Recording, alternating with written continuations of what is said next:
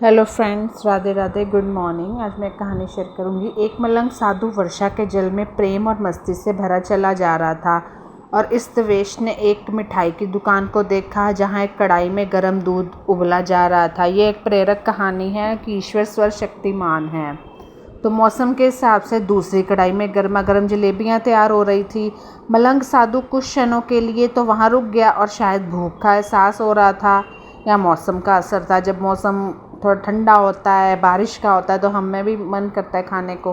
साधु हलवाई की भट्टी को बड़े गौर से देखने लगा। साधु कुछ खाना चाहता था, लेकिन साधु की जेब भी नहीं थी, तो पैसे भला कहाँ से होते।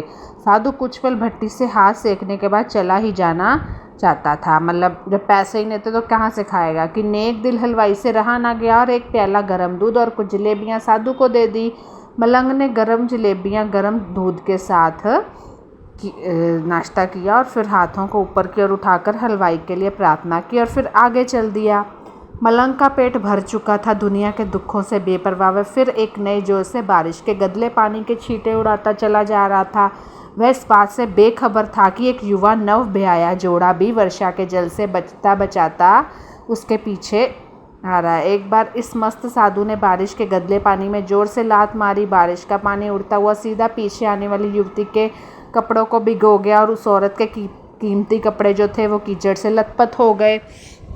वो तो मलंग साधु तो अपने ध्यान में था ना, मस्ती कर रहा था। उसके युवा पति से यह बर्दाश्त नहीं हुआ, इसलिए वह आस्तीन चढ़ाकर आगे बढ़ा और मलंग को कॉलर से पकड़कर कहने लगा कि तू अंधा है, तुमको नज़र नहीं आता।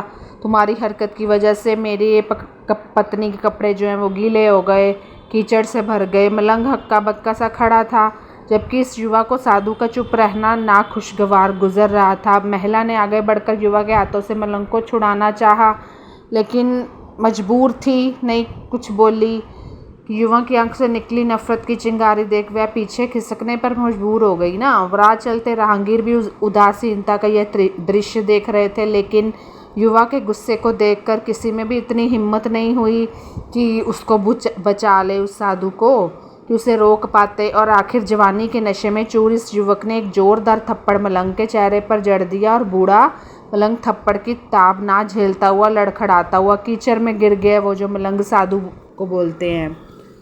युवक ने जब मलंग साधु को नीचे गिरता देखा तो मुस्कुराते हुए वहां से चल दिया और बूढ़े मलंग ने आकाश की ओर देखा और उसके होंठों से निकला, वाह मालिक, कभी गर्मा गर्म दूध जलेबियाँ और कभी थप्पड़ भी हो। साधु ने बोला, लेकिन जो तू चाहे मुझे भी वही पसंद है। यह कहता हुआ वह एक बार फिर अपने रास्ते पर चल दिया। दूसरी ओर वह युवा जोड़ा अपनी मस्ती को समर्पित करते अपनी मंजिल की ओर मतलब आगे बढ़ रहे थे।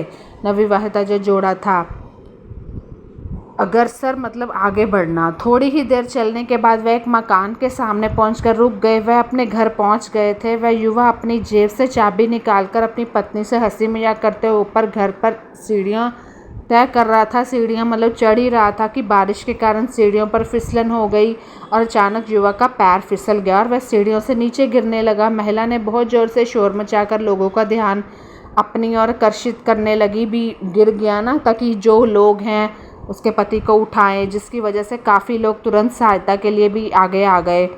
लेकिन थोड़ी देर हो चुकी थी। युवक का सिर फट गया था और कुछ ही देर से ज़्यादा खून बह जाने के कारण ये नौजवान युवक की मौत हो गई, जिसने वो मलंग साधु को मारा था। तो कुछ लोगों ने दूर से आते मलंग साधु को देखा तो आपस में कानाफूसी करने लगे कि निश्चित रूप से इस मलंग साधु ने थप्पड़ खाकर युवक को श्राप दे दिया होगा, कि उस युवक ने थप्पड़ मारा तो इसने साधु ने श्राप दे दिया होगा, जो बेचारा मर गया। वरना सीढ़ियों से गिरे कोई मरता थोड़ी है, अन्यथा ऐसे नौजवान युवक का केवल सीढ़ियों से गिर जाना बड़े चंबे की बात है। कुछ मनचले युवकों ने यह बात सुनकर मलंग बाबा को घेर लिया और कहने लगे, वही होता है कि जब किसी पे आप कुछ करते हो तो उसका भगवान फल देता है। कि आप कैसे भगवान के बंदे हैं जो केवल एक थप्पड़ के कारण युवक को श्राप दे बैठे। तो भगवान के बंदों में रोष और गुस्सा हरगिज नहीं होता। आप तो जरा सी असुविधा पर धैर्य ना कर सके। मतलब बाकी लोग मलंग साधु को कहने लगे कि तू भगवान का बंदा है कोई। तो मलंग साधु कहने लगा कि खुदा की कसम मैंने इस युवक को शराब नहीं दिया। अगर आपने शराब नहीं दिया तो नौजवान युवा सीढ़ियों से गिरकर कैसे मर गया। तब मलंग ने दर्शकों से कहा कि एक अनोखा सवाल किया कि आप में से कोई वहाँ बैठा चश्मदीद गवाह से पूछ लो। एक युवक ने आगे बढ़कर कहा, हाँ मैं इस सब घटना का चश्मदीद गवाह हूँ। मलंग ने अगला सवाल किया, मेरे कदमों से जो कीचड़ उछला था उसने युवा के कपड़े को दागी किया था, मतलब उस औरत के।